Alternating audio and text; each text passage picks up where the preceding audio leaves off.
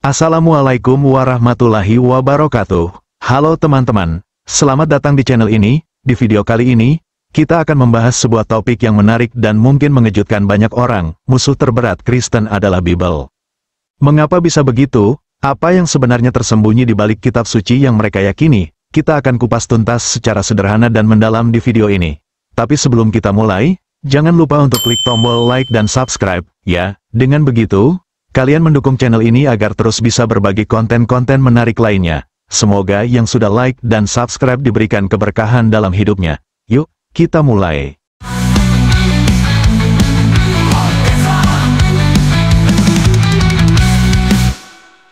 Musuh terberat Kristen itu Bible. Pendeta harus jujur itu mengakui. Di salah satu acara podcast yang belakangan ini viral di YouTube, seorang narasumber bernama Bang Zuma memberikan pernyataan yang mengejutkan banyak orang. Dalam diskusi tersebut, Bang Zuma, seorang yang dikenal karena pandangan kritisnya terhadap agama, mengatakan dengan tegas, musuh terberat Kristen adalah Bible. Pernyataan ini langsung menarik perhatian banyak orang.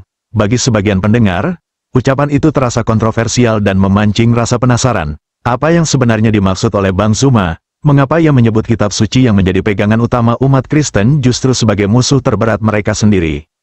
Bang Zuma kemudian menjelaskan pandangannya. Menurutnya, banyak perbuatan mereka bertentangan dengan ayat-ayat dalam Bible dan isi Bible hampir seluruhnya kontradiksi. Ini menarik ya. Mari kita telusuri kira-kira perbuatan mereka apa saja yang bertentangan dengan ayat-ayat Bible, dan ayat-ayat Bible apa saja yang kontradiksi.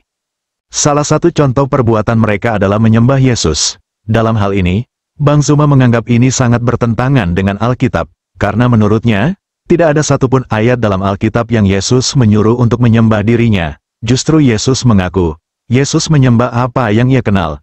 Dalilnya Yohanes 4 ayat 22. Dalam Injil Yohanes 4 ayat 22, Yesus berkata, "Kamu menyembah apa yang tidak kamu kenal. Kami menyembah apa yang kami kenal, sebab keselamatan datang dari bangsa Yahudi." Ayat ini merupakan bagian dari percakapan Yesus dengan seorang perempuan Samaria di sebuah sumur. Pernyataan ini memiliki makna yang sangat penting dan mendalam jika kita kaji lebih jauh. Yesus dengan jelas menyatakan bahwa ia menyembah sesuatu yang ia kenal, yaitu Tuhan yang esa, Allah yang telah dikenal oleh bangsa Yahudi melalui ajaran Taurat. Hal ini menegaskan bahwa Yesus sendiri bukanlah Tuhan, melainkan seorang hamba Allah yang juga tunduk dan menyembah kepadanya. Kalimat, "Kami menyembah apa yang kami kenal," menunjukkan keyakinan Yesus terhadap keesaan Allah yang sudah menjadi ajaran inti dalam kepercayaan Yahudi. Ia tidak menyebut dirinya sebagai objek penyembahan, melainkan sebagai seseorang yang juga menyembah Allah. Pernyataan ini juga menjadi pengingat bahwa Yesus tidak pernah mengajarkan bahwa dirinya adalah Tuhan atau sosok yang harus disembah. Sebaliknya, ia selalu mengarahkan umatnya untuk menyembah Allah yang esa, yang disebutnya sebagai satu-satunya Tuhan yang benar. Jika kita merenungkan ayat ini, maka muncul pertanyaan besar, mengapa sebagian orang justru menjadikan Yesus sebagai objek penyembahan, sementara ia sendiri menyembah Allah yang esa? Bukankah ini bertentangan dengan apa yang diajarkan oleh Yesus sendiri? Melalui ayat ini, kita diajak untuk kembali merenungkan ajaran Yesus yang sejati dan mencari kebenaran yang ia sampaikan, sebab keselamatan hanya bisa didapatkan dengan menyembah Tuhan yang benar, yaitu Allah yang esa, seperti yang Yesus sendiri teladankan. Dalam Injil Yohanes 17 ayat 3, Yesus berdoa kepada Allah dan berkata, "Inilah hidup yang kekal itu, yaitu bahwa mereka mengenal Engkau, satu-satunya Allah yang benar, dan mengenal Yesus Kristus yang telah Engkau utus." Ayat ini memiliki pesan yang sangat jelas. Yesus menyatakan bahwa hanya ada satu Allah yang benar, yaitu Allah yang ia sembah, dan ia sendiri mengidentifikasi dirinya sebagai utusan Allah. Kata Kristus di sini bukan berarti Tuhan, melainkan yang diurapi, atau seseorang yang dipilih oleh Allah untuk menjalankan misi khusus, yaitu sebagai nabi dan rasul. Perhatikan bagaimana Yesus dengan tegas membedakan dirinya dari Allah. Ia tidak mengatakan bahwa dirinya adalah Allah atau bagian dari Allah, tetapi menyebut dirinya sebagai utusan yang diutus oleh Allah. Hal ini menegaskan bahwa Yesus adalah seorang hamba Allah yang diberikan tugas untuk menyampaikan pesannya kepada manusia. Ayat ini juga menjelaskan bahwa hidup yang kekal adalah dengan mengenal Allah sebagai satu-satunya Tuhan yang benar, dan mengenal Yesus sebagai Rasul yang membawa ajaran tersebut. Tidak ada indikasi dalam pernyataan ini bahwa Yesus memposisikan dirinya sebagai Tuhan yang harus disembah. Jadi, jika kita benar-benar memahami ayat ini, kita akan melihat bahwa Yesus konsisten dalam mengajarkan tauhid, keesaan Allah. Ia datang untuk mengarahkan manusia agar kembali kepada Allah yang satu, bukan untuk menjadikan dirinya sebagai pusat penyembahan. Ayat ini seharusnya menjadi renungan mendalam bagi siapa saja yang ingin memahami ajaran Yesus yang asli. Apakah kita menyembah Tuhan yang Yesus sembah, ataukah kita salah memahami perannya sebagai utusan? Mari kita cari kebenaran dengan hati yang tulus.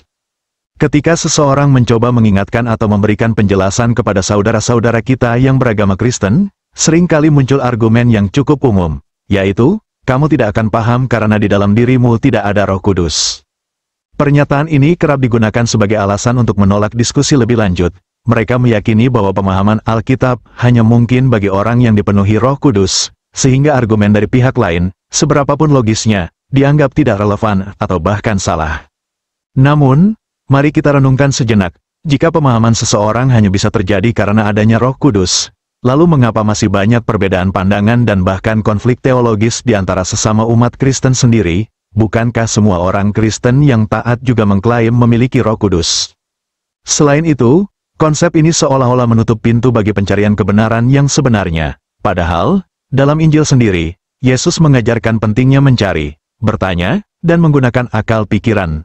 Dalam Markus 12 ayat 30, Yesus berkata, "Kasihilah Tuhan, Allahmu, dengan segenap hatimu, dengan segenap jiwamu, dengan segenap akal budimu, dan dengan segenap kekuatanmu." Ini menunjukkan bahwa akal budi juga memiliki peran penting dalam memahami dan mendekatkan diri kepada Tuhan.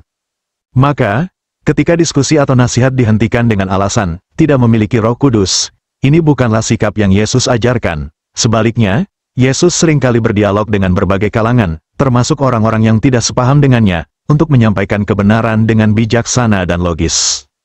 Bagi siapa saja yang sedang mencari kebenaran, mari kita tetap berpikiran terbuka. Jangan takut untuk berdiskusi, bertanya, dan merenungkan ajaran-ajaran yang selama ini kita yakini, sebab kebenaran sejati akan selalu bisa diterima oleh hati yang tulus dan pikiran yang mau terbuka. Dari pembahasan ini, kita bisa mengambil hikmah yang sangat berharga. Dalam mencari kebenaran, kita diajarkan untuk menggunakan akal, hati, dan jiwa kita secara seimbang. Kebenaran tidak akan bertentangan dengan logika dan fitrah manusia, karena kebenaran berasal dari Tuhan Yang Maha Esa. Ketika kita berdialog atau menasihati, penting bagi kita untuk tetap sabar dan bijaksana, sebab tugas kita bukanlah memaksa, melainkan menyampaikan dengan cara yang baik dan penuh hikmah, seperti yang diajarkan dalam Al-Quran. Serulah, manusia, kepada jalan Tuhanmu dengan hikmah dan pelajaran yang baik, dan bantahlah mereka dengan cara yang lebih baik. Quran Surat An-Nahl ayat 125. Dan yang terpenting, jangan pernah berhenti belajar dan merenung, apapun keyakinan yang kita miliki.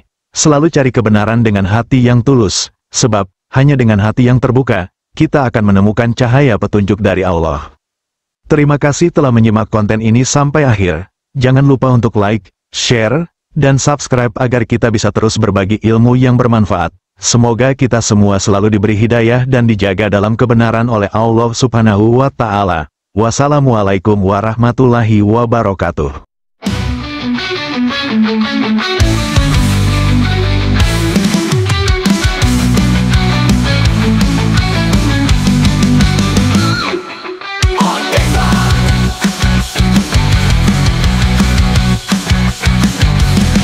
Bisa hadir di layar kita dengan konten penuh warna dan cerita. Setiap video selalu